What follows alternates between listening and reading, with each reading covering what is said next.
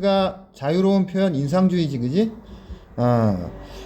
르누아르는 본차이나로 유명한 프랑스 라모주의 가난한 집안 출신으로 리모주 자기 화공으로 그림에 입문한 이후 평생 소박하고 성실한 장인 정신으로 작업에 임했으며 오로지 회화의 본질에 충실하고자 하였다. 나이가 40세가 넘어 명성을 얻고 경제적 여유가 생긴 후에도 그는 규칙적이고 정돈된 삶을 살았다.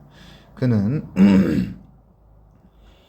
카페, 공원, 거실, 무도회장 등 마치 골목길에서 마주칠 것 같은 일상생활과 사람들의 모습을 화폭에 담아냈다.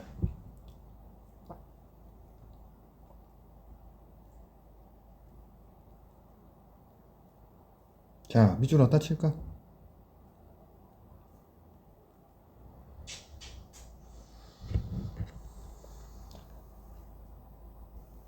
회화의 본질, 있죠. 그 다음에 규칙적이고 정돈된 삶. 그 다음에 일상생활과 사람들의 모습. 요 정도가 르누아르의 키워드겠네. 그러니까 문제를 풀 때, 특히 독서는 문제 풀 때 요약해줘. 그래서 그 요약을 계속 반복해서 스스로 문단별 키워드를 자꾸 발췌해내라고. 그럼 시험 볼 때 그냥 쭉 훑으면 되잖아. 그지? 자, 계속. 피아노 치는 두 소녀는 프랑스 정부에서 파리 룩셈부르크 미술관에 전시하기에 의뢰한 작품으로 미완성작인 그림에서 배경에 거친 붓터치와 여백은 전경의 두 소녀를 더욱 돋보이게 해주고 화면에 생기를 불어넣어주고 있다. 흰 드레스를 입은 긴 머리의 소녀의 오른손으로 피아노 건반을 치고 왼손으로는 악보를 잡고 읽는데 열중하고 있다. 그녀 옆에는 오른손으로는 의자 등을 잡고 왼쪽 팔꿈치는 피아노에 기대고 손을 턱으로 괜 채 앞에 소녀와 함께 악보를 읽고 있는 갈색머리 소녀가 있다. 두 소녀의 정답고 사랑스러운 모습은 우리의 마음을 사로잡는다. 배경의 추상적인 붓터치는 여기 어여쁜 소녀들의 앞에 펼쳐질 미지의 세계를 향한 순수한 꿈의 선율을 들려주고 있는 듯하다. 이 그림이지. 자, 이렇게 한번 다시 읽으면서 이 피아노 치는 두 소녀는 일단 이거 뭐 어떤 그림이야? 오케이. 미완성작. 항상 내용 일치를 염두에 두고 이거 완성작이 아니다. 미완성작이니까 어때? 거친 붓터치와 여백이 있을 거라고. 그게 어떻지? 전경의 두 소녀를 돋보이게 한다. 있죠? 전경과 반대가 혹시 뭔지 아니? 그 배경. 전경은 어떤 화면에서 집중되는 대상이라고. 관심이 집중되는 대상. 배경은 뭐겠어? 그 뒷 배경이라고. 그러니까 전경이면은 두 소녀가 전경이 되는 거야. 소녀를 돋보이게 해주고 화면에 뭐 한다? 생기를 불어넣는다. 되겠지? 그러니까 배경이 미완성이 됐기 때문에 전경이 돋보인다. 무슨 얘기인지 알겠지? 배경이 만약에 화려하게 치장돼 있어. 그러면 전경이 돋보이지 않겠지, 그지? 배경이 대충 그려졌기 때문에 전경이 돋보이고 생기가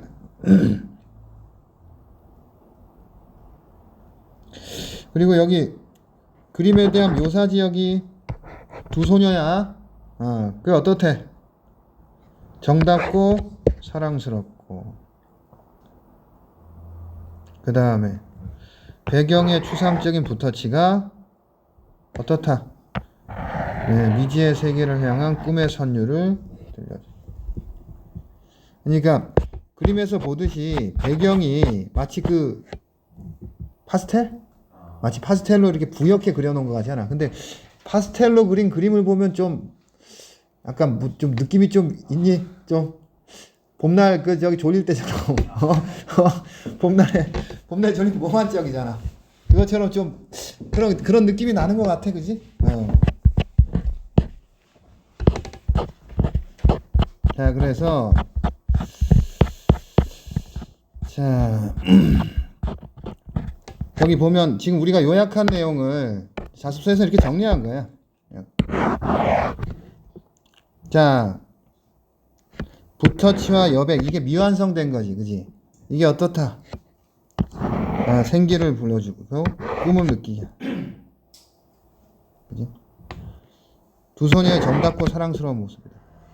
그 다음에 추상적인 붓터치가 뭐다? 미지의 세계를 향한 순수한 꿈의 선율을 들려주는 듯하다. 요약해주고, 그 다음은 자 뭐지? 기타를 연주하는 스페인 소녀다. 애는 머리에 붉은색 두건을 두르고 그 위에 검은 모자를 쓴 화려한 투사 복장을 한 사랑스러운 소녀가 등장한다. 이 소녀는 포동포동한 손으로 스페인 사람들에게 가장 가까운 악기이자 고독한 예술가들에게는 인생의 동반자인 기타를 정성스레게 연주하며 반주에 맞춰 노래 부르는 모습. 이걸 마찬가지로 그림에 대한 묘사지. 이 그림에서도 역시 우울한 분위기의 정치가 아니라 사랑스러운 소녀가 있을 뿐이고 생기에 넘치는 소녀의 존재 자체가 생의 예찬이다. 밝은 색채에서 삶의 기쁨이, 붉은 기가 도는 포동포동한 소녀에게서 싱그러운 젊음이 느껴져 우리에게 시선을 사로잡는다. 사랑스러운 소녀, 생기 넘치는 소녀로부터 뭘 느낄 수 있고? 생의 예찬을 느낄 수 있고, 밝은 색채에서 삶의 기쁨을, 포동포동한 소녀에게서 싱그러운 젊음을 느낄 수 있어. 되겠지?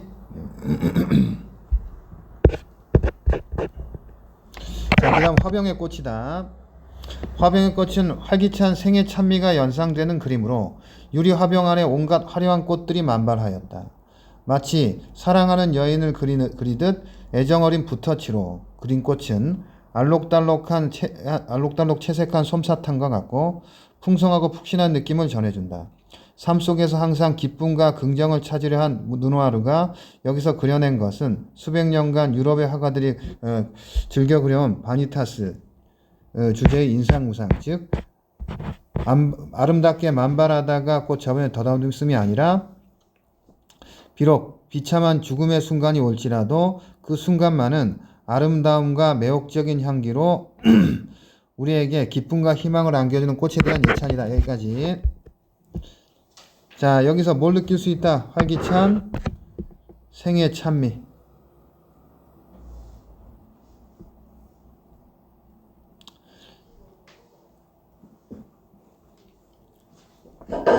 애정어린 붓터치로 풍성하고 푹신한 느낌을 주지? 되겠지? 근데 여기에 그리듯 솜사탕과 같고 밑줄. 이거 뭐지? 이게 비유적 표현이야. 되겠지? 그 정도는 체크해보고. 그래서 이거 바니타스야 아니야? 르누아르의 그림은 바니타스니 아니니? 바니타스가 아니라고. 이게 아니고 뭐다? 꽃에 대한 예찬이다. 꽃의 제 아름다움에 대해서.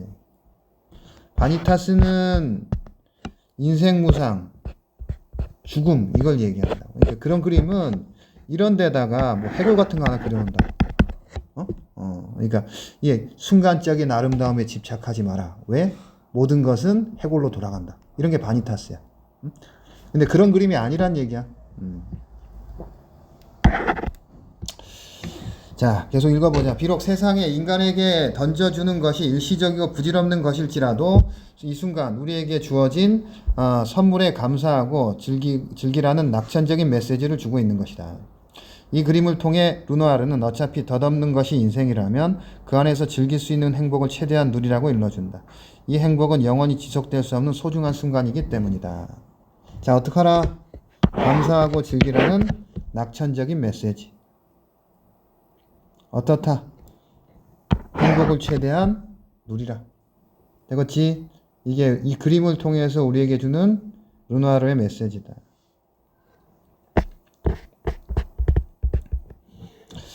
자, 그림은 영혼을 씻어주는 환희의 선물이어야 한다는 그의 진지하고 낙관적인 예술 철학은 깊은 감동을 준다.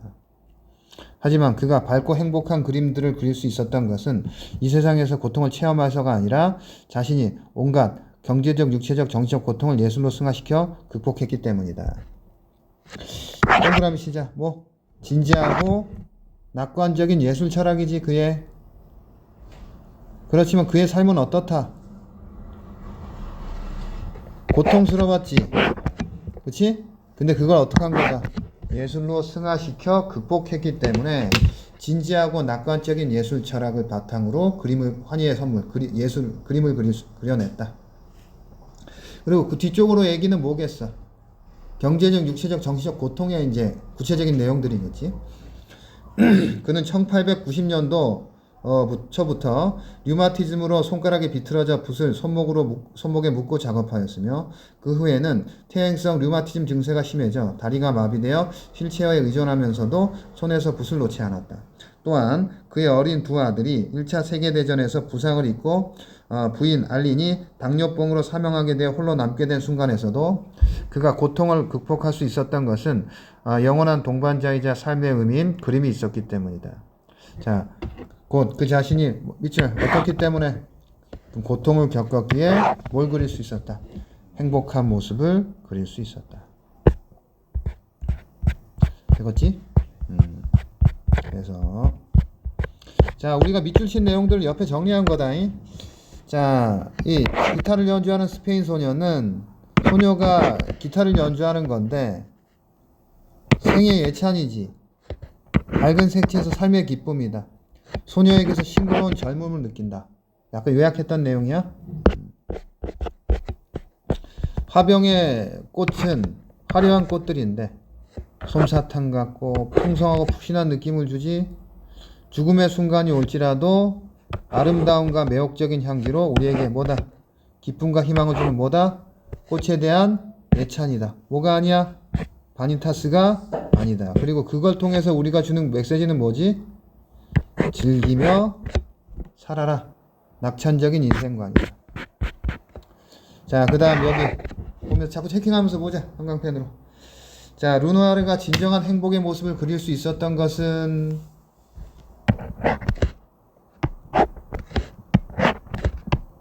이게 다 뭐지? 고통이지. 그지? 형광펜 없니? 하나 줄까?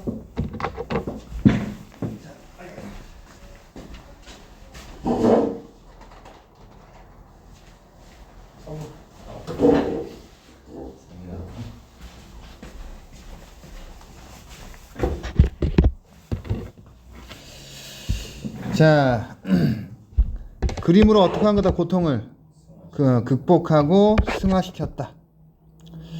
자, 그래서 예술에 대한 열정과 낙관적인 예술관으로 고통을 극복했기 때문에 오히려 어떻다? 진정한 행복을 그려낼 수 있다. 자, 이 감상 내용, 자, 다 요약했던 거. 자, 배경에 거친 붓터치와 여백은 이게 완성된 그림이야? 미완성의 그림이야? 미완성의 그림이 오히려 두 소녀는 전경이야? 배경이야?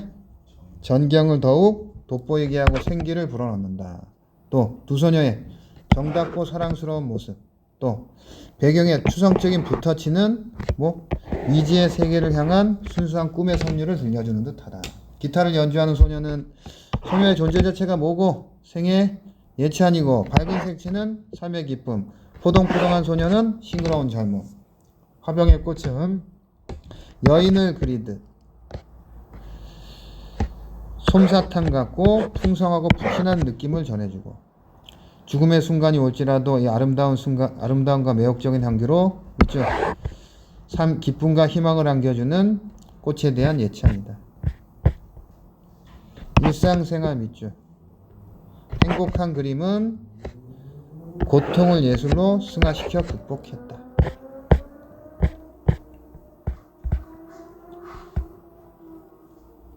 자, 김득신의 그림에서 볼 수 있듯이 조선 서민이 등장하는 풍속화는 해학적이고 생동감 넘치는 묘사로 다양한 삶의 현장을 눈앞에서 생생하게 보여준다. 같은 시계를 살아가는 서민들에 대한 애정이 없다면 나올 수 없다. 자, 여기 서민들이 등장하는 풍속화다. 이것은 르누아르 일상과 연결되지. 되겠지? 그 다음에 생동감 관련 있지, 그지? 생생한 거. 서민들에 대한 애정. 루날은 일상생활 밑줄 치고 삶의 기쁨과 행복. 김등식 역시 서민의 삶 밑줄. 노동 현장을 생생하게.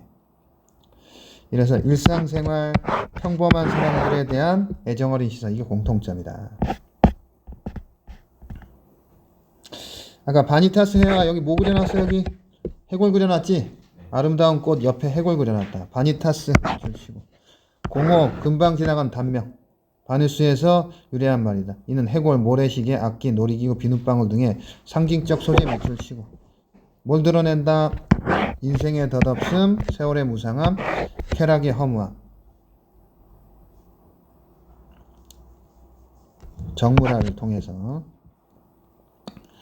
침식하거나 부패하는 물체의 표면과 그 위에 덮여있는 먼지, 활짝 피어난 꽃들 사이에 시들어 떨어진 꽃송이 등이 그것이다. 예, 또한 노래나 연기, 음악과 같이 물질적 실체가 없는 소재들 또한 세월의 무상함을 암시한다. 루나르는 일상적인 것을 통해서 삶의 기쁨과 행복을 그려냈다. 삶의 아름다운 예찬하고 주어진 삶에 감상하여 인생을 즐기라는 메시지. 바니타스는 삶을 부정적으로 보지 죽음을 잊지 말라는 내용. 되겠지? 자, 그 다음 그래서 앞쪽에 내용 정리되어 있는 것. 자, 재정의가 뭐다? 설명문이고 예시적이지. 그림 3개 예를 들었잖아, 그지? 비유적인 거 아까 체킹했지? 르누아르의 삶과 그림, 르누아르의 그림, 낙관적인 예술 철학. 되겠지? 여러 작품의 예를 들어 설명하고 삶과 작품 세계를 관련 짓는다. 그리고 여기 아까 체킹 안 한 거다. 가난한 집안에서 화검으로 입문하고 소박하고 성실한 장인정신, 회화의 본질의 일상생활과 평범한 사람. 이거 다 요약했던 내용들. 되겠지? 자, 그 다음 순자의 성악설. 마찬가지로 또 요약해보자.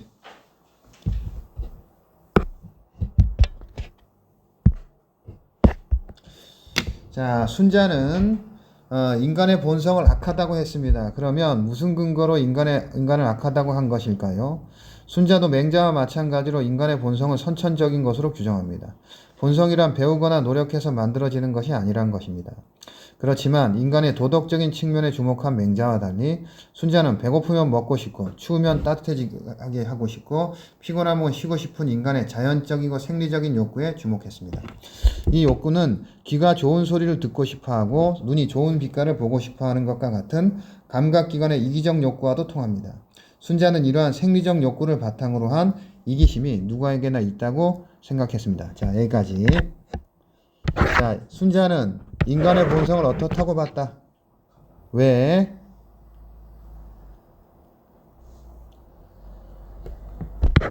여기 요약하자. 선천적인 것. 그리고 그건 뭐다?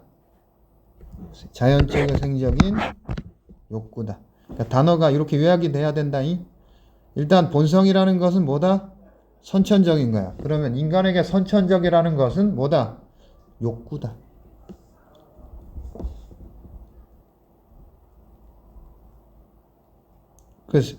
그 욕구는 어떻다? 그 다음 문장. 어떻다? 이기적이다. 되겠지? 그래서 어떻다는 거야? 인간의 본성은 악하다. 사실은 악해질 수 있다. 정확하게는 악해질 수 있다. 이게 무슨 의미인지 알겠지?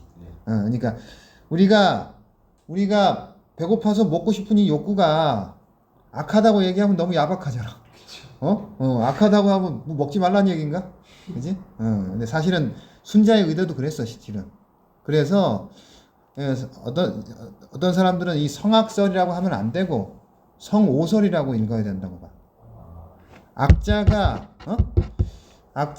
악하다는 거 읽을 때도 있지만 그 한자가 싫어할 오자로도 읽을 수 있거든. 그 성오설이라고 읽는다면 본성 자체가 악한 게 아니고 더럽거나 나빠질 수 있다. 이 가능성으로 읽는. 나는 그게 맞다고 봐. 그러니까 욕구 자체가 악하다고 하면 그건 인간 자체가 이제 욕망을 부정하는 거 아니야, 그지? 먹지도 말고 뭐 번식하지도 말라는 건가 뭐 그거잖아. 응? 자, 그러니까 자 계속 읽어보자. 그리고 이 욕구대로 간다면 다툼이 생길 수밖에 없다는 것입니다. 순자가 볼 때 이러한 본성이 그대로 나타난 것이 칭추시대의 혼란이었습니다. 그래서 인간의 본성을 악하다고 한 것입니다.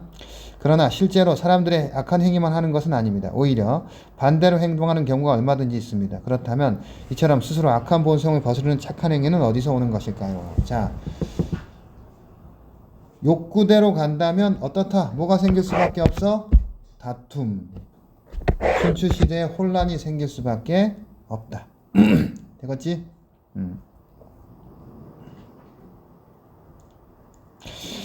자, 그러면서 질문 던지네. 근데 인간은 악하지만은 않지. 어떻다? 반대되는 행동. 그게 뭐야? 착한 행위는 어디서 오는 것이야. 되겠지? 자, 이 착한 행위가 이 순자는 유학자야. 유학자니까 유교. 근데 이 순자가 법가의 스승이야. 한비자의 스승이라고. 그러니까 이 순자의 사상은 법가가 탄생할 만한 단초를 갖고 있는 거야. 유학자는 뭐냐면 유학자들은 수양을 얘기한다. 이 얘기는 스스로의 힘으로 어떻게 할 수 있다. 착해질 수 있다고 보는 거야. 그러면 유학자야. 그럼 순자 또한 착한 행위가 어디서 오는 것이다. 내 마음의 수양을 통해서 온다라고 보면 순자는 법가가 아니고 유가야. 근데 법가는 그게 불가능하다고 봐. 인간 스스로 착해지는 게 불가능하다고 봐. 그럼 어떻게 해야 돼? 외적인 제약이 있어야 돼. 그게 법이야. 그런 법가야. 그러니까 순자의 사상에는 이미 법가의 단초가 있다고. 성악설이라는 게. 자, 순자는 인간의 마음작용을 성정려위 네 부분으로 나누었다. 자, 인간의 마음작용 동그라미. 그러면 자, 이 질문에 대한 답이 된 거다 이미. 착한 행위가 어디서 오는 거다? 마음의 작용을 통해서 온다. 그렇기에 순자는 법가가 아니고 뭐다? 유가야. 성정려위. 이 네 부분은 마음이 움직이는 순서이기도 하다. 자, 그리고 이건 구조이면서 과정이라고. 되겠지? 우리가 마치 비문학의 기술지문 읽을 때 어떤 대상, 어떤 기술 기계의 구조를 얘기하고 작동 순서를 얘기하는 것처럼 우리의 마음작용, 마음은 성정려위로 구성되어 있고 그 순서대로 작동한다야. 자, 네 단계가 구체적으로 무엇이며 어떻게 작동하는지 살펴봅시다. 첫 단계인 선 동그라미 치고. 자, 사람의 가장 기본적인 부분으로 삶의 자연스러운 본질이 뭐다 이거? 본성이다. 본성은 아까 위에서 뭐라 그랬어? 선천적인 것이고 생리적인 욕구다라고 했지. 자, 앞에서 보았듯이 배고프면 먹고 싶고 목마르면 마시고 싶고 피곤하면 쉬고 싶은 생리적 본성입니다. 둘째 단계는 전 동그라미. 밖에 있는 사물들과 만나면 생기는 뭐다? 감정이야, 감정. 좋다, 나쁘다, 노엽다, 슬프다, 즐겁다 하는 것이 여기에 해당합니다. 려는 구체적인 감정이 생긴 뒤에 어떻게 할 것이는가 하는 것, 선택하는 것. 사람의 사고작용에 해당하는 것이고, 넷째 단계는 위지, 위는 선택이 끝난 뒤 실행해 나가는 뭐다? 의지적인 실천이야.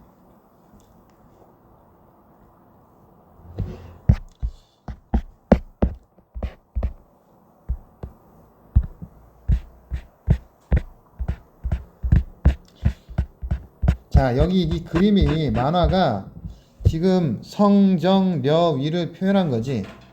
먹고 싶은 욕구가 뭐지? 성이고 먹고 싶다는 뭐야? 정이지. 그 다음에 지금 고민하고 있지. 이게 뭐고? 려고 행동한다면 위라고. 여기 마음작용 단계가 자 사흘 동안 아무것도 못 먹었어. 생리적 현상은 뭐다? 성이고 보고 감정이 생긴 게 정이고, 근데 더 불쌍한 사람을 보고 고민에 빠지지. 그지? 려고, 그 다음에 본성과 반대 행동을 선택해서 본성을 억누르는 것. 이게 뭐다? 위야. 그 설명들이다. 보자. 자, 위에 말해, 4단계를 구체적인 상황과 연결해 생각해 봅시다. 내가 사흘 동안 아무것도 먹고 마시지를 못하고 합시다. 그러면 본성은 끊없이 먹고 마시고는, 본성 동그라미 치고, 먹고 마시고 싶다는 방향으로 움직일 것입니다. 자연스러운 성향. 이게 성이지. 그때 떡과 음료수를 본다면, 떡과 음료수는 외부 사물과 접촉한 거야. 입에 침이 고이고 떡을 먹을 수 있다면 얼마나 좋을까? 저 음료수 마시면 얼마나 좋을까는 뭐가 일어난다? 감정이 일어나는 게 정이고, 그리고 내가 당연히 먹을 자격이 있는데도 누군가가 부당하게 먹지 못하게 하면 누워지고 슬퍼하신다. 또 내게 먹을 차로도 기쁘다 즐겁다는 감정이 생기는 것. 이 감정이 정이지. 그렇지만 인간의 본성과 감정대로 움직이진 않는다. 자기보다 더 불쌍한 노인이나 어린아이나 노인이 있다면 뭐 하는 것? 고민에 빠지는 거지. 고민의 결과는 여러 가지로 나올 수 있습니다. 자기 혼자 다 먹어버릴 수도, 불쌍한 어린아이나 노인과 나누어 먹거나 그들에게 다 주어버릴 수도 있습니다. 사실 다 혼자 먹어버리거나 주인이 오지 않으면 그냥 먹고 달아나는 것이 본성에 충실한 행동입니다. 그러나 사람은 대부분 그리 행동하지 않습니다. 오히려 자기 본성의 욕구와 반대되는 행동, 본성의 욕구와 반대되는 행동을 선택하고 의지로 본성을 참아내는 것. 이게 뭐다? 위다. 되겠지? 순자는 본성대로 가면 결과가 악이고 본성을 거스르며 의지적 실천대로 가면 선이기 때문에, 자, 밑줄 치자. 성은 뭐고? 악이고 위는 뭐다? 선이다. 되겠지? 자, 순자가 인간의 본성이 악하다고 해서 본성대로 살고자 한 것은 아닙니다. 그에게는 의지적 실천을 통해 본성이 가져올 악한 결과를 어떻게 변화시켜 나갈지가 문제였습니다. 따라서 순자의 철학은 위의 가치가 있고, 그런 점에서 순자의 철학은 의지에 기초한 실천 철학이다.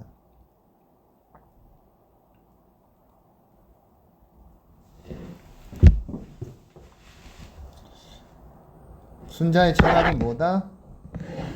위고 의지에 기초한 실천 철학이다. 되겠지? 실천이란 것은 악한 결과를 변화시키는 거야.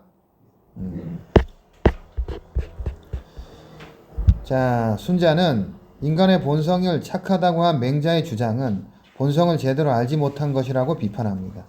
사람의 타고난 본성과 후천적 의지에 따른 노력을 구분하지 못한 것이라는 지적입니다. 그리고 맹자의 말대로 본성이 본래 착한 것이라면 현실의 인간은 대부분 태어나면서 바로 자신의 착한 본성을 잃어버리게 되는 섬이라고 비판합니다. 또 인간이 본래 착한 존재라면 애초부터 훌륭한 임금이나 좋은 제도 따위는 필요 없다고도 했습니다. 자, 여기 순자가 누굴 비판한 거? 맹자는 인간의 본성을 뭐라고 봤지? 착하다, 도덕적이라고 본 거야. 이걸 비판한다.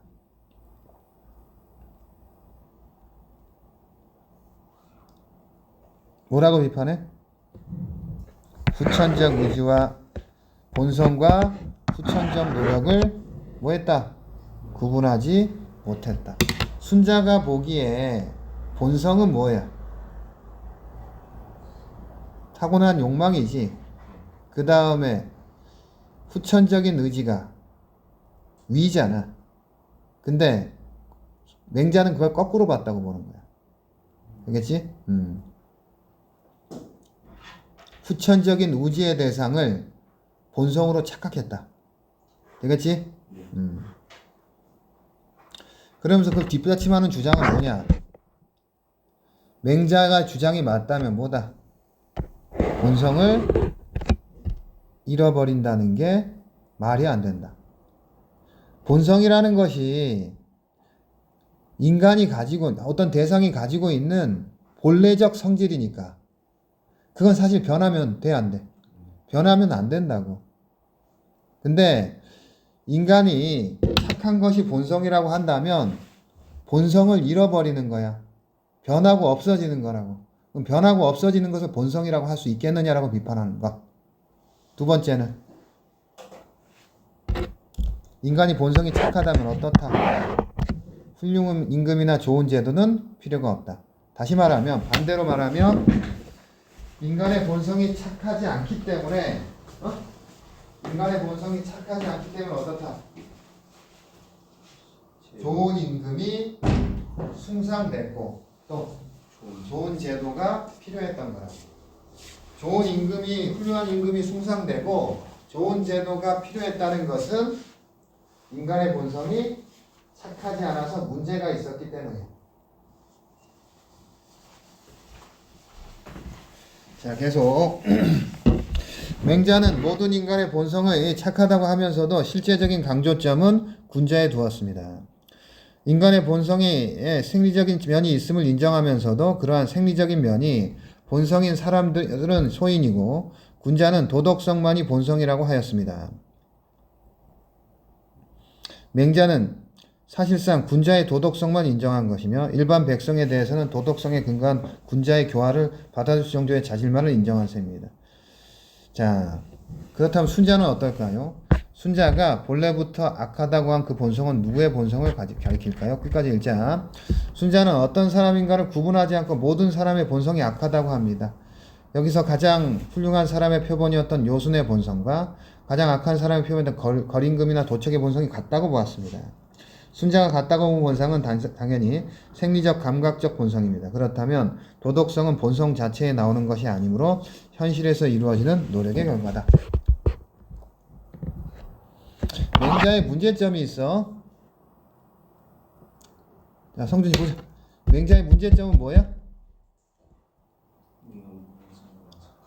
어떻다?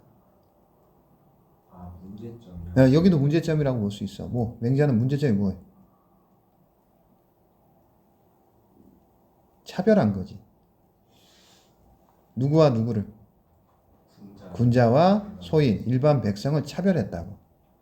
그러니까 군자의 도덕성만 인정한 거야. 그렇다면 일반 백성들은 어떻게 해야 돼?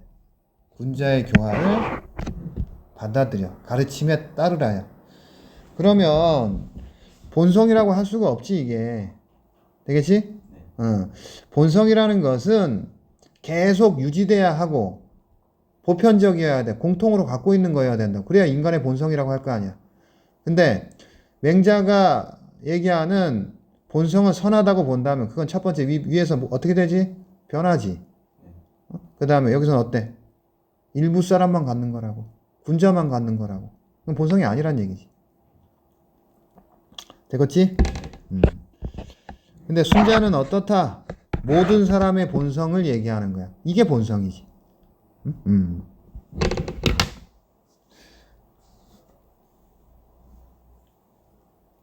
의도는 이제 말하자면 의도는 맹자의 의도가 공감이 되지? 인간의 본성을 착하다고 주장함으로써 어떻게 돼? 도덕적인 사회가 성립되기를 바란 거야, 맹자는.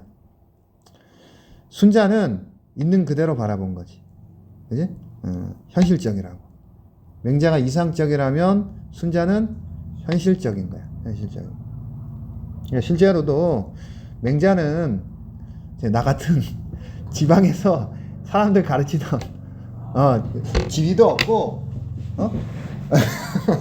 중앙 정계에 진출한 사람도 아니고 논객이야. 그러니까 말하자면 논객이고 근데 기백은 셌다고. 그래서 그 춘추 전국시대 때 각 이제 전국시대라는 게 나라로 막 나눠져 있잖아. 그럼 가서 왕한테 가서 담대하게 착하게 살라고 왕을 마치 이제 꾸짖듯 그렇게 주장한 지방에 이제 말빨 좀 있는 지식인 정도고 순자는 중앙 정부 사람이야. 아마 내 기억으로는 이게 중앙에 말하자면 저기 학문 쪽, 그러니까 저기 중앙 뭐라고 할까? 문체부 장관 또는 대도서관장 이쯤 되는 사람이었다. 그러니까 현실적이지. 그러니까 현실적이지. 그리고 저 현실 정치랑 멀리 떨어져 있는 맹자는 이상적인 거야. 어? 자, 같다고 본 거야, 그지? 그러면 도덕성은 뭐다? 본성이 아니고 뭐다? 현실에서 이루어지는 노력의 결과다. 되겠지?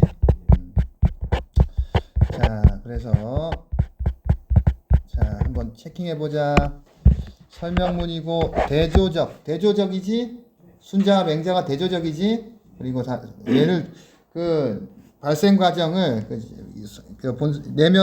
내면의 작동 과정을 예를 통해서 제시했잖아, 그지? 순자의 성악설이다. 인간의 마음작용, 대조적인 관점, 주장을 비교하여 차이점, 순자와 맹자의 그리고 구체적인 상황을 가정하여 예를 들었지. 작동 과정. 자, 순자의 성악설 본성은 뭐다? 악하다. 왜? 그게 생리적 욕구기 때문이지. 공통점은 뭐다? 선천적인 거야. 근데 악하냐 선하냐의 차이다. 마음 작동 단계는 성은 본성이지, 정은 사물과 만나 생기는 감정이야. 려는 선택하려는 사고작용이고, 위는 선택 후에 실행하는 의지다. 그걸 지금 이 그림을 통해서 예를 통해서 설명했고, 자,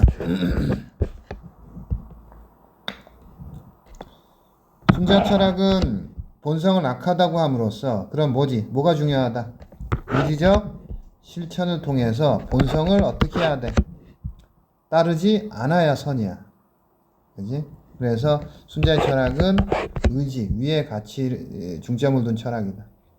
맹자의 한계는 본성과 노력을 구별하지 못했다. 본성을 잃어버린다는 것은 말이 안 된다. 또 훌륭한 임금이나 좋은 제도가 필요하다는 것은 본성이 악했다는 것의 반증이다. 되겠지? 자, 인간의 본성은 악하고 도덕성은 현실에서 이루어진 노력의 결과다. 반면 맹자는 본성 자체가 도덕적인데 거기에 문제가 뭐지? 뭐만 도덕적이야? 군자만 도덕적이라고. 소인은 군자의 어떤 그 교화에 따라야만 하는 존재로 봤어. 인간을 차별한 거지. 순자의 관점에서 설명한 인간의 본성과 도덕성은 어떻다? 맹자와는 달리 모든 사람의 본성을 대상으로 해서 실천적 노력의 결과가 도덕성이다. 자, 성은 뭐다? 생리적 감각적 본성이고 정은 뭐지? 외부 사물과 만나서 생기는 감정이지. 여는 사고작용이지. 위는 의지적 실천이다. 인간의 본성이 착하다고 한 맹자의 주장에 대한 순자가 비판한 내용은 타고난 본성과 후천의 의지의 노력을 구분하지 못하고 본성을 잃어버리는 것, 훌륭한 임금이나 좋은 제도 따위는 필요가 없다는 것. 이게 이제 비판한 내용.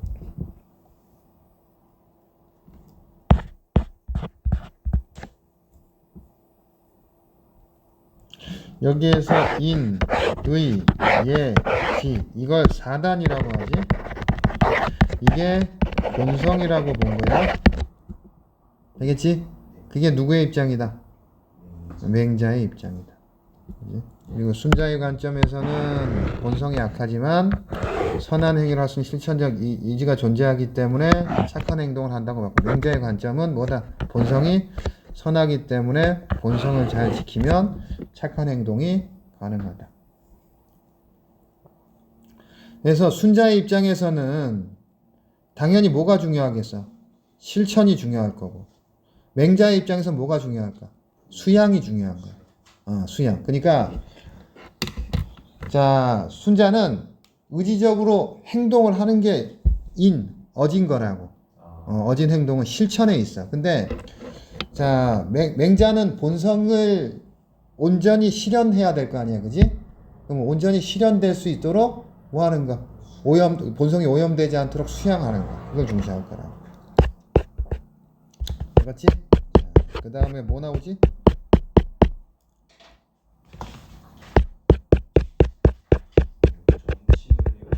정치한 논리와 경제 논리. 자, 잠깐만 쉬었다가 하자. 물 좀 마시고.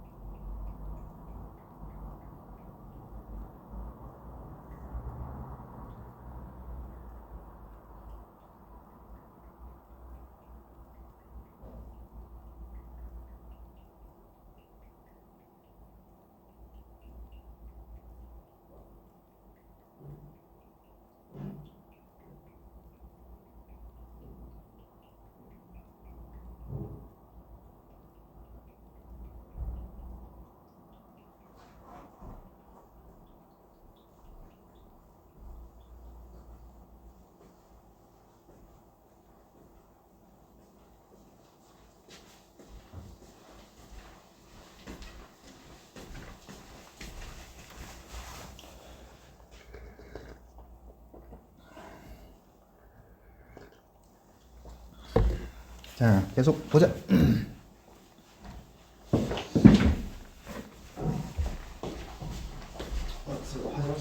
갔다 오고.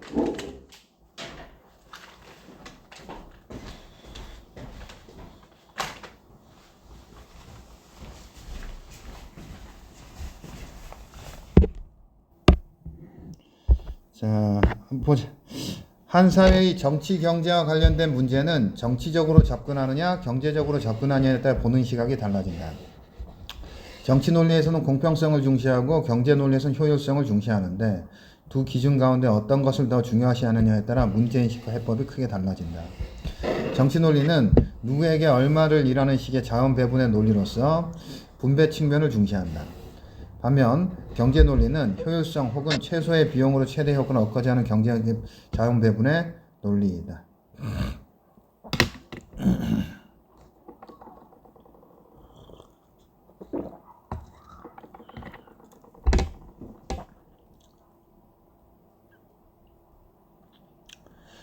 자, 정치 경제와 관련된 문제를 접근하는 방식이 뭐와 뭐가 있어? 정치 논리와 경제 논리가 있지. 정치 논리는 뭘 중시한다? 공평성. 자원 배분에서는 뭐? 분배 측면을 중시해. 되겠지? 경제 논리에서는 뭘 중시한다? 효율성.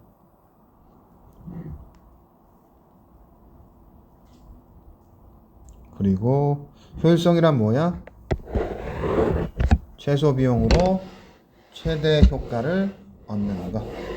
되겠지?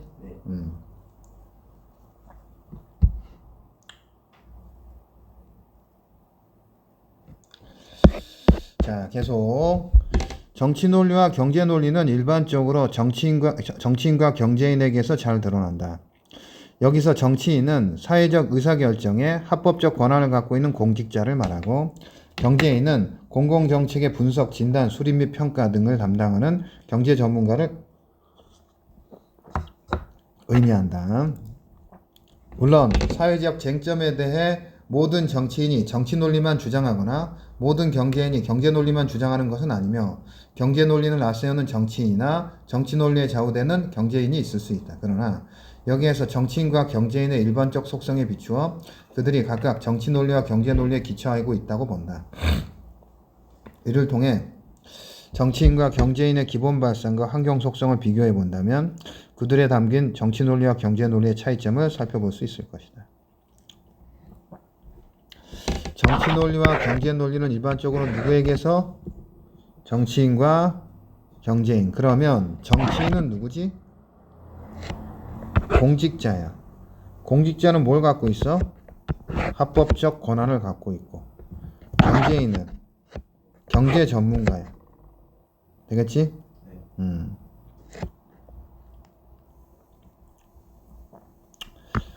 분석, 진단, 수립, 평가 등을 담당한다.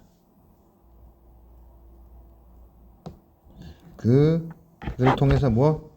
정치 논리와 경제 논리에 뭘 살펴보자? 차이점을 살펴보자. 자, 그럼 먼저 정치인 동그라미. 선거를 통해 국민에게 권력을 위임받은 사람들이다. 이러한 의미에서 이들은 자연인이라기보다 권력기관들이다. 그리고 국민투표 사안을 제외한 모든 사회 의사결정에서 주권자를 대신할 권한을 지닌다. 반면에 경제인은 주권자를 대신해 사회적 의사결정을 할 권한도 없고 합법성도 없다. 그렇지만 경제인은 시장 경제체제에서 인간활동의 동기가 되는 경제행위에 관한 전문 지식과 분석 기술을 보유하고 있어 정치인의 결정에 도움이 되는 대안을 제시할 수 있다. 이들은 정책을 결정하는 당사자가 아니므로 대안 선정에 따른 궁극적인 책임을 지지 않는다. 여기는 지금 누구와 누구? 정치인과 경제인이지. 정치인은 뭘 통해서? 선거를 통해서 뭐다? 권력을 위임받은 것이기에 뭐야? 권력기관이고 그 다음에 주권자를 대신할 권한을 지닌다. 되겠지? 자, 이 중요한 말이다. 중요한 말이야. 자, 지금 권력을 위임받는 것. 그래서 주권자인, 민주주의 국가니까 주권은 누구한테 있어? 국민에게 있는데 이 주권자를 대신할 권한은 뭐가 전제돼야 돼? 선거를 통해 뽑혀야 돼. 다시 말하면 선거를 통해 뽑히지 않은 자가 권력을 위임받거나 주권자를 대신할 권한을 휘두른다면 그건 뭐예요? 불법이야. 그러면 안 된다고. 경제인은 어떻지? 권한이나 합법성이 주권자를 대신할 권한이나 합법성이 없어. 근데 그들은 전문가들이지. 그러니까 경제행위의 전문적인 지식과 분석 기술을 보유하고 있기 때문에 뭐 할 수는 있어? 대안을 제시할 뿐이야. 따라서 권한이 없기 때문에 뭐도 없다. 책임도 없다. 되겠지? 권한도 없기 때문에 책임도 없다. 그 차이점이고. 자, 그 다음 문단이 조금 어려울 수는 있다. 자, 정치인들은 뭐의 관점에서 본다? 경제인은 효과의 관점에서 본다. 경제인은 효율성 원칙에 따라 여러 가지 정책을 수립하고 예상되는 정책 효과를 기준으로 그 정책의 우선순위를 정한다. 그러나 정치인의 입장에서 보자면 자, 정책이 미래에 가져올 효과는 정확히 측정하기 어려운 반면 어떤 지역에 어떤 정책을 시행했고 어느 정도의 예산이 투입됐는지를 정확히 파악할 수 있다. 따라서 정치인은 유권자에게 제시하기 쉬운 투입을 기준으로 정책을 결정하는 경향이 있다. 자, 경제인은 뭐에 따라서? 효율성의 원칙에 따라 정책을 수립하고 효과를 기준으로 우선순위를 정한다고. 근데 정치인은 어때? 미래에 가져올 효과는 눈에 보여 안 보여 정확히 측정할 수가 없어. 그렇지만 뭐는 미래에 가질 효과는 측정하기 어렵지만 뭐는 투입은 정확히 파악할 수 있어. 이 차이야. 따라서 정치인은 뭐로? 유권자를 의식해 뭐하는 거? 투입을 기준으로 정책을 결정한다. 무슨 얘기인지 알겠니? 그러니까 지금 우리 강릉 경포호수에 분수 설치한다 그러지? 자, 거기 만약에 경제인의 입장이라면 뭐 생각하겠어? 미래에 응? 경제인이라면 효과를 계산을 하겠지. 분석을 할 거라고. 그래서 그게 실제로 관광객을 끌어들이는 효과가 있고 수질 오염을 뭐 말하자면 그 오염된 수질을 개선하는 효과가 있다고 판단될 때 그때 어떻게 한다? 경제인은 정책을 실행하거나 우선순위를 둘 거야. 반면에 정치인은 어떻게 하겠어? 효과보다는 유권자가 중요한 거야. 유권자에게 이만큼 투입해서 이러한 정책을 실현할 테니 다음에 나를 뽑아달라. 이게 중요해서 그런 식의 주장을 할 수 있다는 얘기지. 정치인은 국민 의견을 수렴하여 정책에 반영한다. 그런데 국민은 소득, 직업, 성별, 연령에 따라 이해관계가 다르다. 정치인은 이들의 요구를 모두 충족해 줄 수 없으므로 자신의 지지 기반이 되는 유권자의 요구를 우선적으로 고려한다. 이런 속성 때문에 정치인은 공공정책을 담당할 때 그 결정이 사회 전체에 미치는 영향보다 특정 개인이나 집단에 미치는 영향에 더욱 민감하게 반응하는 경향이 있다. 여기까지. 정치인은 어떻다? 국민의 의견에 수렴하되 전체 국민이 아니고 뭐? 유권자. 그지? 특정 개인이나 집단에 미치는 영향이 민감하다. 되겠지? 사회 전체가.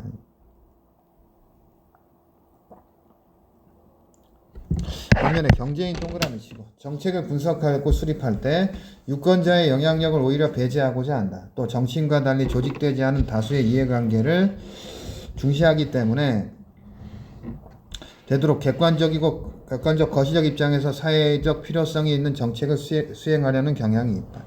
정치인은 투자 효과가 특정 지역이나 계층에만 한정되고 사회 전체적으로는 비효율적인 정책을 마다하지 않는 반면 경제인은 계획이 비효율적이라는 결론이 나면 투자의 유보 또는 취소를 권해한다. 경제인은 반면 어떻다? 유권자의 영향을 배제한다. 다수의 이해관계를 중시한다. 객관적 거시적 입장에서 사회적 필요성이 있는 정책을 수행한다.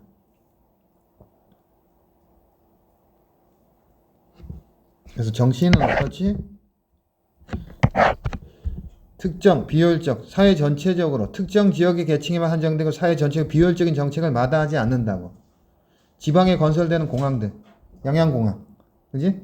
양양공항이 지금 물론 이제 그건 그렇지. 적자가 난다는 건 적자가 나서 지금 비행기 안 뜨잖아. 지금 요새 뜬다는 것도 같은데 제주도 가고 몽골 간다던데. 몽골 가보고 싶다. 거기 별이 그렇게 많다던데 밤에 오면. 아무튼 그게 잘 운영이 안 되는 게 왜 그런 거야 지금? 만약에 경제적 영향 평가를 제대로 했다면 공항 건설이 이제 효율이 없으니까 건설되지 않겠지, 그지? 근데 그것보다 뭐가 우선된 거야? 유권자. 특정 지역 계층 한정되는 거. 그래서 특정 지역이나 계층에 한정됐기 때문에 사회 전체적으로 뭐 비효율적인 정책이 실행된 거라고. 되겠지? 반면 경제인은 어떻게 한다? 비효율적이라면 뭐 하겠어? 투자의 유보 또는 취소를 권유할 거라고.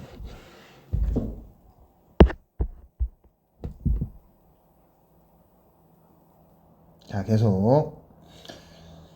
정치인은 상호 경쟁 관계에 있는 정책 목표들은 되도록 명확하게 규정하지 않고 어느 정도 여지를 남겨둔 상태에서 정치적 과정을 통해 합의를 도출하고자 한다.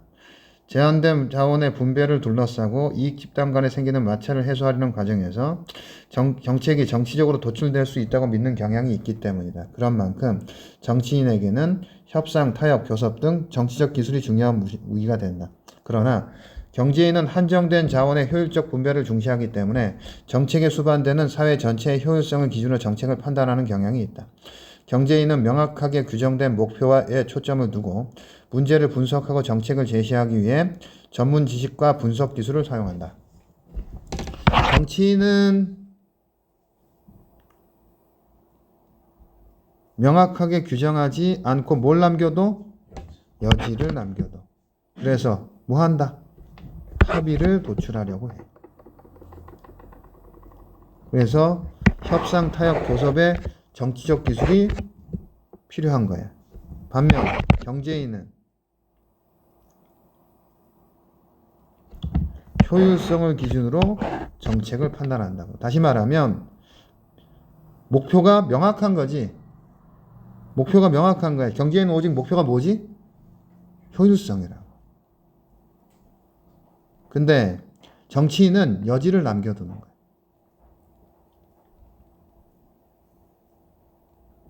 명확하게 규정된 목표지. 그게 뭐지? 효율성이지. 전문 지식과 분석 기술이 경제적 중요시되는 기술이라고. 되겠지?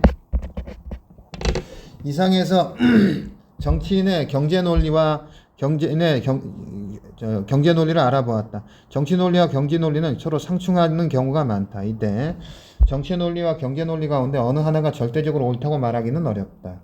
우리 사회가 시장 경제 체제라는 점을 감안하면 경제 논리가 정치 논리를 앞서는 것이 당연해 보이지만 효율성만 내세우기 어려운 정책 사안에 관해서는 정치 논리가 설득력을 발휘하기도 한다. 어떤 논리가 중요한가 혹은 어떤 논리에 입각한 자원 배분이 더 바람직한가에 대해 완결된 합의는 없다. 자, 동그라미. 정치 논리와 경제 논리는 어떻다? 사안에 따라 어떻게 돼야 된다? 적절히 활용되어야 한다. 요건 한번 틀 잡아보자. 이 지문은 좀 잘 읽어두자. 정치 경제 문제와 관련돼서 뭐가 있지? 정치 논리와 경제 논리지. 정치 논리는 뭘 중시한다? 공평성, 분배 측면이고 경제 논리는 효율성, 효과 측면이라고. 되겠지? 자, 정치인은 권한을 갖는 공직자지. 경제인은 뭐야? 경제 전문가라고. 그래서 정치인은 뭐가 있어? 선거를 통했기 때문에 권력, 권한이 있지. 반면 경제인은 어떻다? 권한도 합법성도 없지만 뭐가 있어? 전문 지식과 분석 기술이 있어서 뭐 한다? 대안을 제시할 뿐. 권한이 없기 때문에 뭐도 없다. 책임도 없다. 그리고 정치인은 뭐의 관점? 투입의 관점이고 경제인은 뭐? 효과의 관점.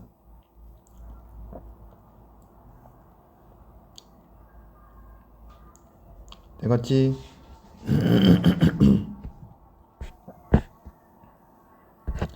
자, 정치인은 유권자의 요구, 특정 개인이나 집단에 미치는 영향. 반면 경제인은 유권자의 영향을 배제하고 다수의 이해관계, 객관적 거시적. 따라서 정치인은 어때? 특정 지역이나 계층에 한정되기 때문에 사회 전체적으로 비효율적일 수 있겠지? 근데 경제인은 어떻다? 비효율적이라면 어때? 유보 또는 취소할 거야. 정치인에게는 어떤 기술이 중요하다? 협상, 타협, 교섭의 기술이 중요하다면 경제인에게는 뭐가 중요하다? 전문 지식과 분석 기술이 중요하다고. 이러한 차이점이 있는 걸 어떻게 해야 된다? 사안에 따라서 적절히 활용해야 한다. 자, 그 내용이다. 정리된 것. 위에서부터 보자. 설명문이지. 분석적이지. 각각의 특성을 분석했어. 그 다음에 정치 논리와 경제 논리의 차이점을 제시했으니까 뭐다? 대조적이지. 정치 논리와 경제 논리. 정치 논리와 경제 논리의 차이점, 적절한 활용. 차이가 있지만 적절하게 활용해야 돼. 정치 논리와 경제 논리를 이해를 돕기 위해 밑줄 정치인과 경제인의 속성을 분석하고 정치인과 경제인, 정치 논리와 경제 논리를 어떻게 한다? 대조해서 설명한다. 정치 논리는 공평성, 경제 논리는 효율성.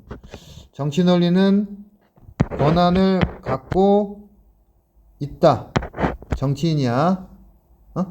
권력도 있고. 경제 논리는 전문 지식을 가진 정책의 분석, 진단, 수립, 평가 등을 담당하는 것. 선거, 권력기관, 주권자 대리하여 사회적 의사결정을 내린다. 반면 경제인은 의사결정 권한이 없지. 전문 지식과 분석 기술이 있어. 결정에 뭐 할 뿐이다. 도움을 줄 뿐이야. 따라서 권한이 없으니까 어떻다? 책임도 없다. 자, 정치인은 정책 평가를 뭐로 한다? 투입의 관점에서. 왜? 유권자를 의식해서 그런 거야. 반면 경제인은 효과에 따라서. 되겠지? 정치인과 경제인의 정책 필요성의 기준 보면 정치인은 유권자의 요구, 특정 개인이나 집단에 민감하다. 그래서 특정 지역이나 계층에만 한정된다. 사회 전체적으로는 어떨 수 있어? 비효율적일 수 있어. 반면 경제인은 어떤 입장? 객관적인 거시적 입장에서 필요성이 있는 비효율적인 정책은 반대할 거야. 자, 정치인과 경제인의 정책 수립 방법 보면 명확하지 않은 목표를 규정해서 여지를 두지.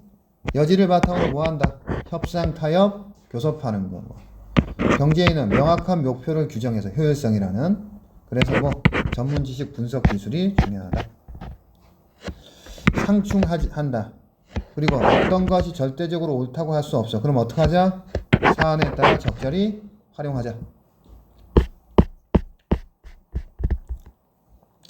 정치 논리는 공평성, 경제 논리는 효율성이지. 정치 논리는 투입, 경제 논리는 효과지.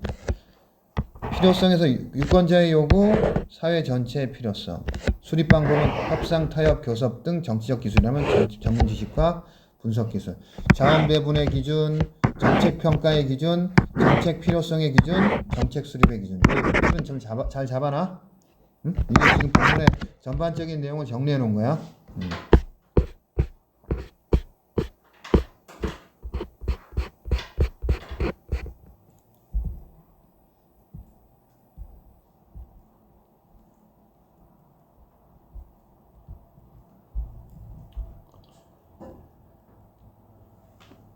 자, 한번 이거 보자.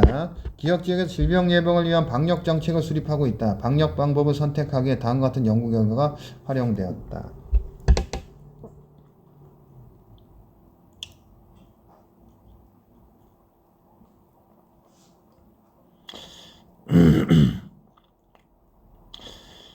자, 여기 예산 투입 대상. 뭐가 어디가 많아? 뭐가 방법 몇이 많지? 3이 많아. 정책의 효과는 2가 높다. 모 경제연구소는 한 정치인에게 지역 정책 사업의 타당성을 검토해달라는 의뢰를 받는다. 해당 정책에 드는 사회적 비용과 편익을 계산해 본 결과 사회적 비용이 편익을 어떻다? 초과한다. 그럼 비효율적이라는 결론을 내리지. 투자의 유보 또는 취소를 건의했다. 근데 해당 정치인은 선거의 모기 때문에 또 유권자의 요구 때문에 정책을 어떻게 하는 것? 위반하는 것.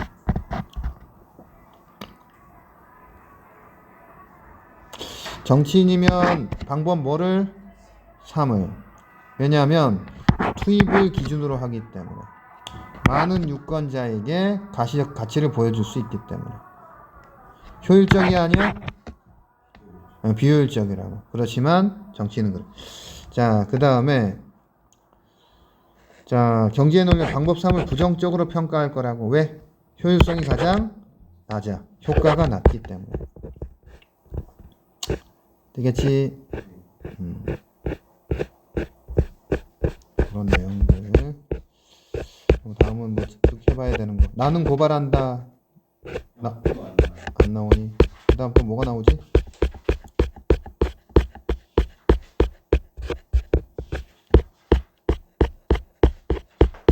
과학기술 분야 나오겠네. 결핵? 인공지능과 심층학습. 그거까지 본 거야? 그거까지 보자.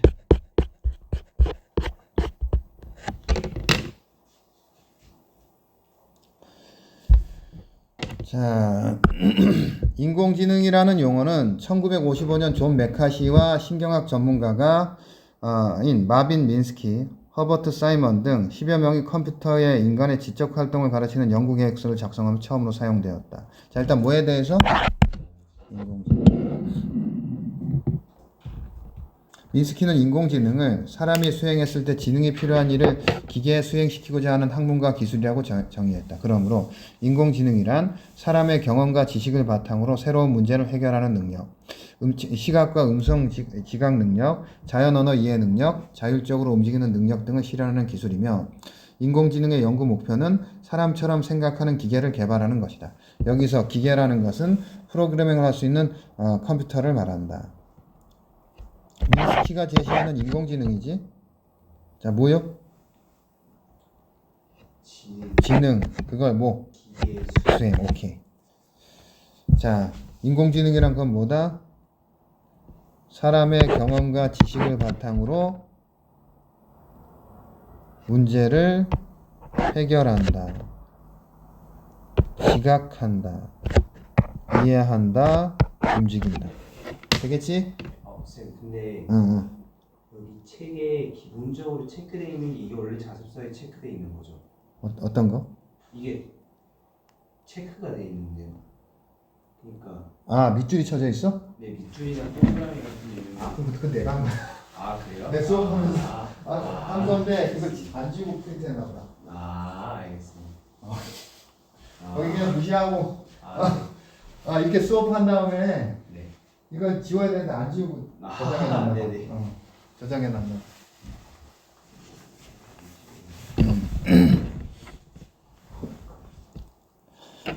그러니까 즉 목표는 뭐다? 사람처럼 생각하는 기계를 개발하는 것. 기계는 컴퓨터야. 자, 학자들은 인간처럼 생각하고 행동하는 시스템을 구축하기 위해서 인간이 보고 듣고 생각해 행동에 옮기는 과정을 정보의 흐름을 기준으로 다음과 같이 정리했다. 여기는 인공지능을 연구하려면 먼저 뭘 알아야 돼?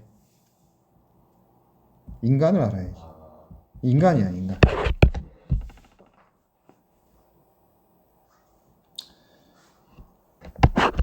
인간에게 있어서의 정보의 흐름이라고. 되겠지? 인간의 인지 능력을, 인간의 지능을 이해한 다음에 그걸 모방해서 뭐 하는 거? 인공지능을 만드는 거. 자, 인간의 정보 흐름은, 자, 우선 외부에서 들어오는 자극을 받아 그 뜻을 알아차리는 무슨 과정? 입력 과정이 이루어진다. 즉 외부의 물리적 자극을 받아 생리적인 신호로 변환하고 뇌에 전달하는 과정과 대뇌가 그것을 인지하는 과정이다. 정보가 입력되면 인지된 데이터나 정보를 적절한 위치에서 저장하고, 자 필요에 따라 꺼내오도록 사용 목적에 따라 정보를 뭐한다? 변형하고 가공하고, 그 다음 뭐하지? 분석하고 판단한다. 이 단계에서 일정한 순서와 기준에 따라 정보를 평가하고 다음 단계에 어떻게 할 건지 결정한다. 다음은 무슨 단계? 판정. 처리, 분석, 판단의 과정을 통해 전혀 새로운 지식이나 개념을 만들어내는 것이다. 자, 그 다음 뭐 하는 것? 이를 정리해 뭐 하는 것? 출력하는 것. 과정이 어떻다? 입력, 변형, 가공, 분석, 판단, 창조, 출력. 이게 여기 나오듯이 인간의 정보 처리 과정. 되겠지? 그래서 자, 여기 체킹해 보자.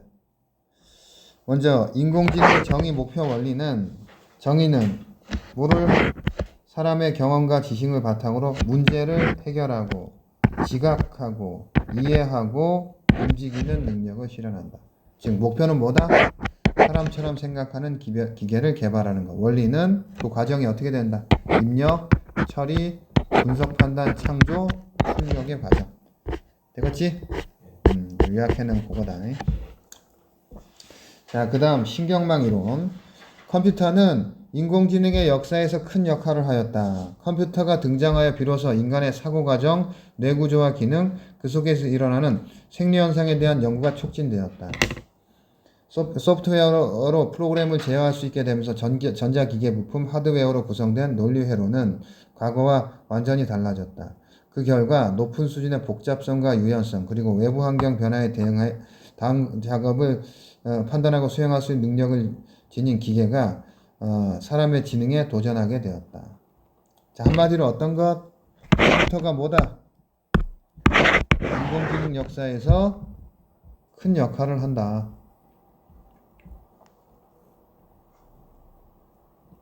연구 촉진, 논리회로. 그래서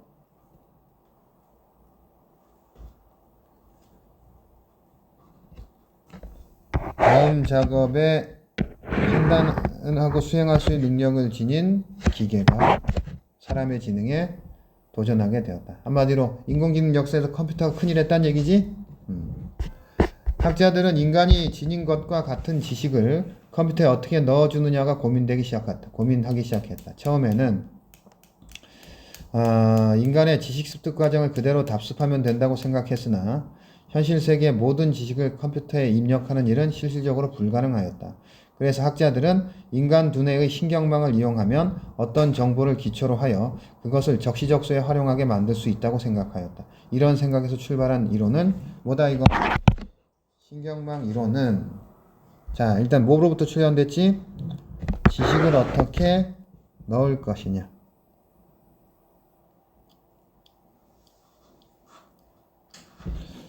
인간의 지식 습득 과정 밑줄. 그렇지만 이건 한계가 있지. 그러려면 어떻게 해야 돼? 인간 지식을 그대로 답습하려면 현실 세계의 모든 지식을 입력하는 거라고. 근데 그건 불가능하잖아. 그래서 어떻게 하는 거다? 신경망을 이용해서 어떤 정보를 기초로 하여 그것을 활용하게 만든다. 그러니까 이거 맥을 보면 모든 지식을 입력하는 것이 아니고 어떤 지식만 입력하는 거야. 되겠지? 모든 지식이 아니라 어떤 정보를 입력해서 그걸 기초로 해서 활용할 수 있게 하는 거. 그러니까 신경망 이론은 왜 제한된 거야? 모든 지식을 입력할 수 없어서야. 신경망 이론은 워런 맥컬러와 워터 피치가 처음에 제시했다. 맥컬러와 피치는 생물학적 신경망 이론을 단순화해서 논리 산술, 기호 연산 기능을 수행할 수 있는 신경망 이론을 제시했다. 그들은 마치 전기 스위치와처럼 온과 오프로 작동하는 기본적인 기능이 있는 인공신경망을 그물망 형태로 연결하면 그것이 사람의 뇌에서 동작하는 간단한 기능을 흉내낼 수 있다는 것을 이론적으로 증명하였다. 자, 누구? 맥컬러와 퍼치가 뭐 한 거야? 신경망 이론을 제시했지.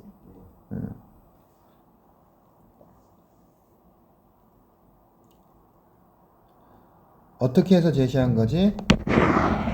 생물학적 신경망 이론을 뭐 했다? 단순화했어. 이거 뒷받침이야. 어떻게 단순화했지? 맞아. 오늘 그걸 어떻게 한다? 연결한다.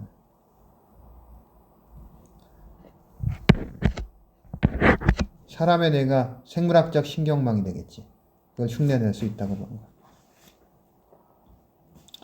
신경망 이론을 발판으로 삼아 미국의 프랑크 로젠블렛은 사람처럼 시각적으로 사물을 인지하도록 훈련시킬 수 있는 프로그램인 이 로젠블렛은 뭐 한 거지? 퍼셉트론을 개발한 거야. 그러니까 맥컬러와 퍼치는 신경망 이론을 제시했고 로젠블렛은 펍세트론을 개발했다고? 펍세트론은 뭐지? 인지하도록 뭐 하는 거? 훈련시키는 거야. 이 프로그램은 인간의 신경세포와 비슷한 방식으로 작동한다. 펍세트론의 각 단위는 여러 가지 입력 정보를 받아들인다. 이것들이 합쳐져 사전에 정해놓은 특별한 한계값을 넘어서면 출력이 발생한다. 이것은 많은 가지돌기가 자극받을 때 신경세포가 신경신호를 발산한 것과 같다. 각각의 단위가 특정 입력 정보에 부여하는 상대적 중요도를 변화시킴으로써 펍세트론은 훈련을 통해 올바른 답을 얻을 수 있다. 펍세트론은 인공신경망을 실제로 구현한 최초의 모델이다. 펍세트론은 인간신경세포 비슷한 방식으로 어떻게? 받아들여. 그 다음에 어떻게 되면 한계값을 넘어서면 출력돼. 근데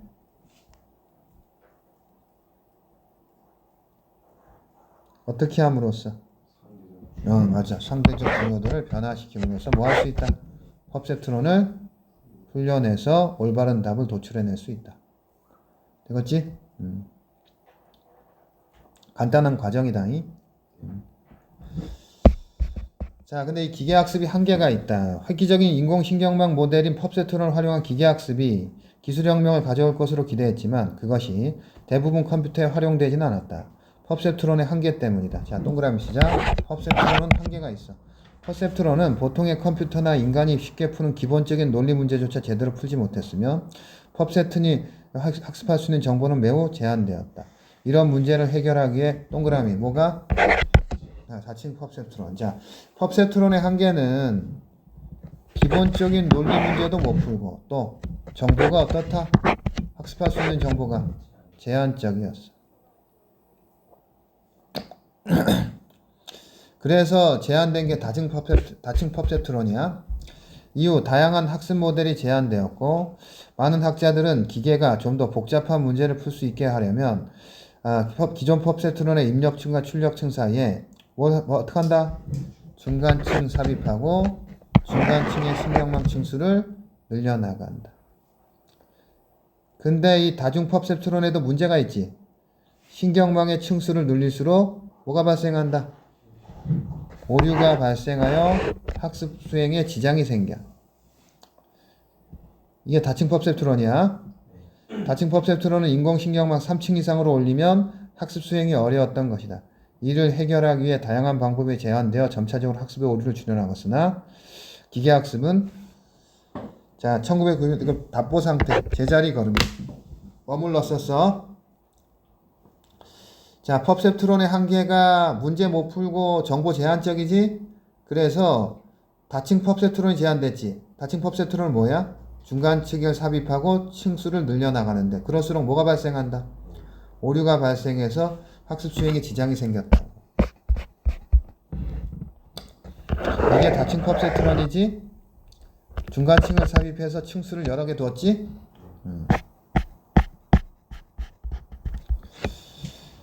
자, 그 다음 심층학습이야. 일반적으로 기계학습에 적용된 데이터의 분류 방식은 지도학습과 비지도학습으로 나뉜다.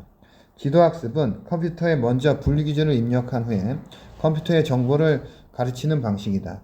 예를 들어 사진을 주고 이 사진은 고양이임이라고 알려주면 컴퓨터는 미리 학습된 결과를 바탕으로 하여 고양이 사진을 구분한다.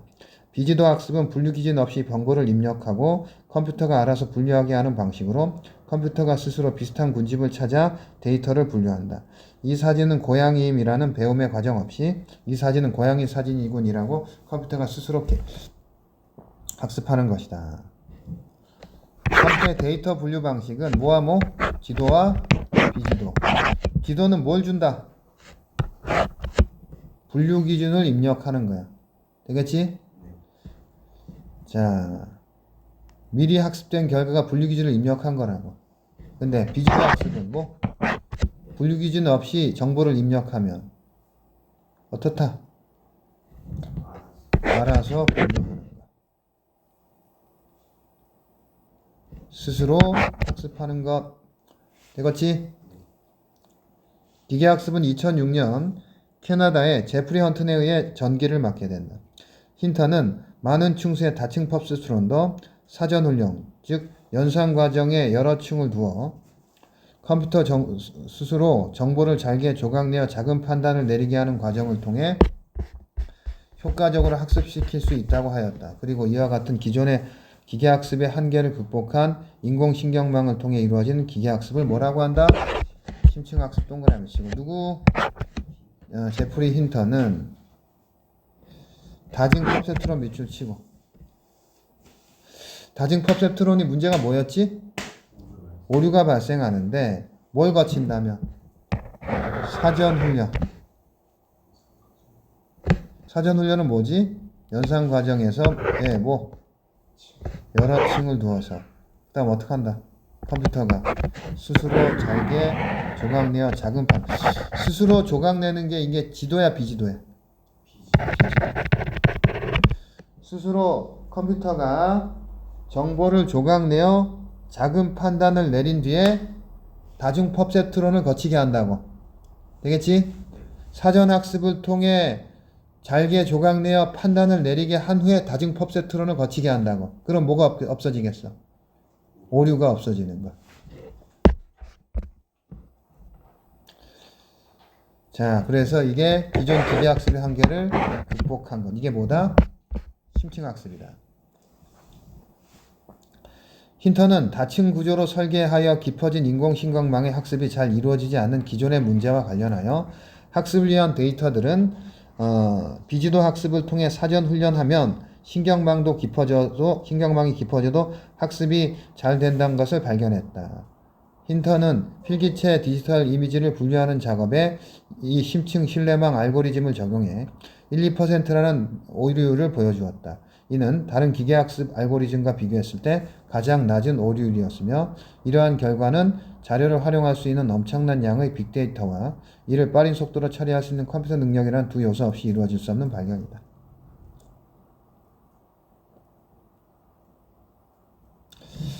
자, 데이터를 무슨 지도학습? 비지도학습을 통해서 사전훈련 동그라미 시작하면 어떻다? 신경망이 깊어져도 학습이 잘 된다. 아마 신경망이 깊어진다는 얘기는 다층이란 얘기지. 뭐가 다층이다? 중간층이 다층이라고. 중간층이 다층이라도 오류가 없다. 1, 2%의 오류가 적어진다는 얘기지. 그지? 그럼 어떻다? 이걸 바탕으로 어떨 수 있어? 엄청난 양의 빅데이터와 이를 빠른 속도로 처리할 수 있는 컴퓨터 능력, 이것으로 이루어진 것이다. 되겠지? 자, 심층학습은 비지도 학습 방법을 사용한 사전훈련 과정으로 데이터를 손질해 자, 인공신경망에 최적화를 수행한다. 특징 추출부터 학습까지 알고리즘을 포함한 것이 심층학습의 특징이다. 심층학습은 연산 과정에 여러 층을 두어 컴퓨터 스스로 정보를 잘게 조각내어 작은 판단을 내리고 그것을 종합해 결과를 내놓는다. 즉 심층학습은 다층 구조의 신경망으로 기반으로 하는 기계학습의 한 분야로 다량 데이터에서 높은 수준의 추상화 모델을 구축하는 기법이다. 심층학습은 데이터를 컴퓨터가 처리할 수 있는 형태인 벡터나 그래프 등으로 표현하고 이를 학습하는 모델을 구축하는 연구를 포함한다. 얼굴이나 표정을 인식하는 것과 같은 특정 학습 목표에 대해 심층학습은 학습을 위한 더 나은 표현 방법과 효율적인 모델 구축에 초점을 둔다. 심층학습은 오늘날 다양한 분야에 활용된다. 심층학습. 무슨 학습? 비지도 학습 방법을 통해서 사전에 어떻게 하는 거? 데이터를 손질해서 뭐 하는 거? 인공신경망을 최적화하는 거. 자, 그 특징 첫 번째. 특징 추출부터 학습까지 알고리즘에 포함했다. 또 다층 신경구조의 신경망을 기반으로 하는 기계학습이다. 그걸 바탕으로 어떨 수 있어? 다량의 데이터로 높은 수준의 추상화 모델을 구축하고 또 데이터를 컴퓨터가 처리할 수 있는 형태의 벡터나 그래프 등으로 표현하고 이를 학습하는 모델을 구축하는 연구로 포함된다. 그리고 이건 어떻다? 다양한 분야에서 활용되고 있다. 너무 전문적인 내용이라서 나도 뭔 소리인지 잘 모르겠어. 그치? 근데 그냥 요약한 거야. 밑줄 치면서 요약해주면 돼. 인공지능이 비약적으로 발전함에 따라 앞으로 사회 분야에서 많은 변화가 생길 것으로 예상된다. 그에 따라 인공지능의 발달이 불러온 문제, 예컨대 인간의 일자리 문제나 인공지능 로봇의 인간성 문제 등에 대해 사회적 논의가 뜨거워질 것으로 전망된다. 이게 사회 분야에 어떻다? 많은 변화가 생겨. 여기에는 작은 글씨로 뭐가 포함되어 있다는 거야? 장단점이 포함되어 있다는 얘기지? 그래서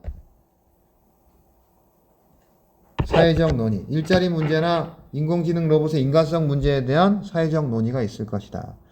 일자리 문제 어떻게 써? 일자리가 인공지능 로봇에 의해 대체되겠지. 심지어 어떤 것까지? 인간의 지적 능력이 필요로 하는 그런 분야까지 대체될 것이고, 또 로봇의 인간성 문제, 이게 과연 인격을 지닌 존재인가? 그런 영화도 많잖아. 그지? 그런 영화도 많잖아. 그런 문제.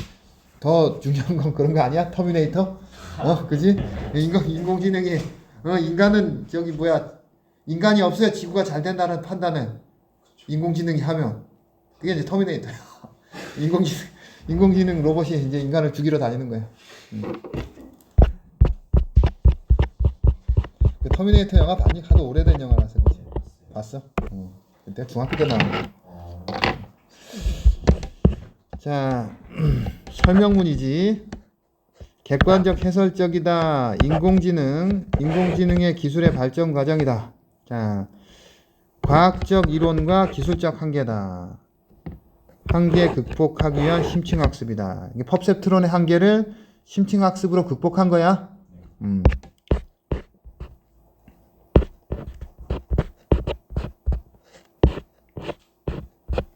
자, 큰 흐름만 한번 체크해 볼게요. 인공지능의 목표는 뭐지? 사람처럼 생각하는 기계를 개발하는 거지.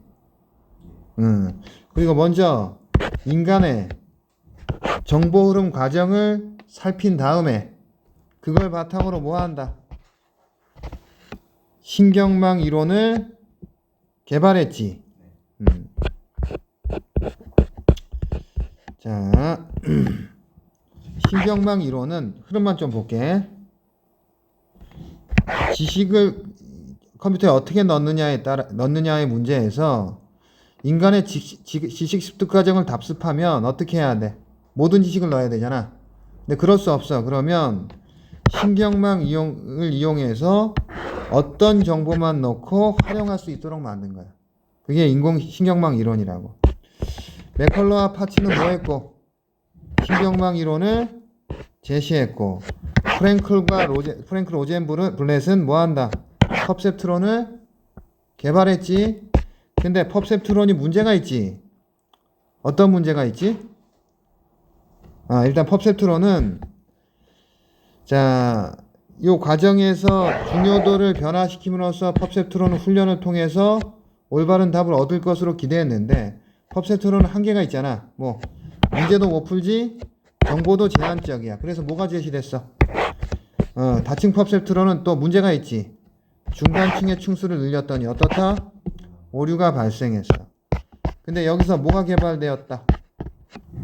지도학습, 비지도학습 분류해놨고, 제프리 힌턴이 뭐를? 심층학습이지? 심층학습은 사전 훈련을 한 거야. 사전 훈련 어떤 거다? 연산 과정에 충을 두고 컴퓨터가 스스로 조각내어 작은 판단을 한 뒤에 다등 퍼셉트론을 실행하면 오류가 줄어든다.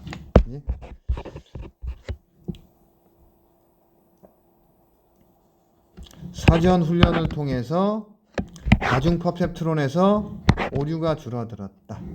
되겠지? 그 심층학습의 특징들이 나열된다고. 그리고 이 인공지능을 통해 많은 변화가 있을 거고 사회적 논의도 필요할 거야. 옆에 정리되어 있는 내용들 보자. 그래서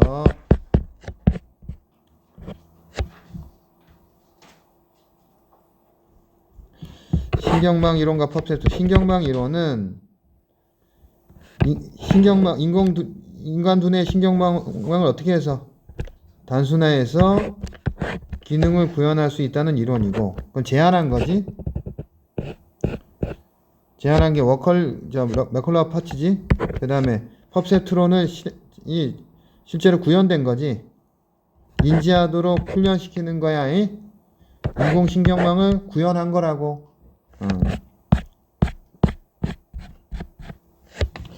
펍세트론은 문제 못 풀지. 정보가 제한적이라고. 다층 펍세트론은 중간층을 삽입했는데 층수를 늘릴수록 뭐가 발생한다? 오류가 발생한다.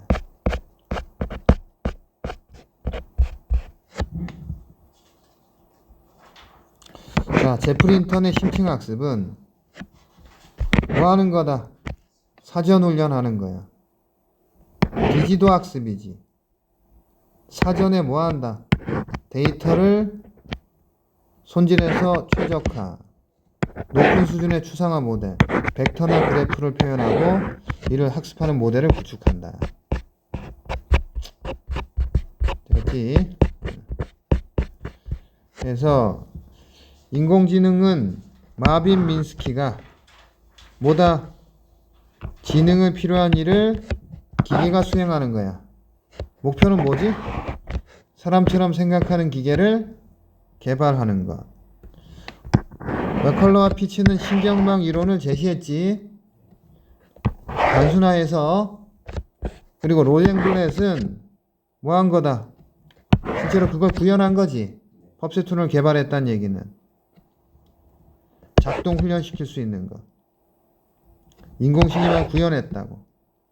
근데 그 한계 때문에 뭐가 제한됐지? 이건 중간층의 충수를 늘리는 거야. 근데 둘 다 한계가 있지. 그래서 제프리 인턴은 비지도 학습을 통해 사전 훈련을 하면 다층 펍세트론, 즉 중간층의 충수가 많아지는 신경망이 깊어져도 학습이 잘 된다. 그걸 뭐라고 한다? 심층 학습이라고 한다. 펍세트론의 작동 원리는 어떻게 되지? 입력 정보를 받아들일 때 어떻게 되면 한계값이 넘어가면 어떻게 된다? 출력이 발생하도록 기계를 학습하여 올바른 것. 한계는 어떻지? 문제 못 풀지? 정보가 제한적이지? 다층 펍세트론. 뇌신경망이 10층에서 15층 정도인데 3층만 넘어서도 어때? 오류가 발생한다. 자, 그래서 중간층 삽입했잖아, 그지? 근데 3층 이상 늘리면 어떻다? 오류가 발생한다. 근데 뇌신경망이 10층에서 15층 정도가 되잖아, 그지? 그러면 인간의 뇌신경망의 수준에 도달할 수 없다. 지도와 비지도 학습. 지도 학습은 먼저 뭘 입력하지? 분류 기준을 입력하고 정보를 가르치는 방식이라면, 비지도 학습은 어떻다? 분류 기준이 입력이 안 돼. 그러면 컴퓨터가 스스로 어떻게 하는가? 분류하게 하는 거. 사전 훈련은 다층 펍세트론도 사전 훈련을 통해 효과적으로 학습시킬 수 있지. 그지? 한계를 극복했고 기계학습을 획기적으로 발전하도록 이끈 거. 되겠지? 그 정도. 되겠니? 이러면 일단 진도 나간 것까지 본 거지?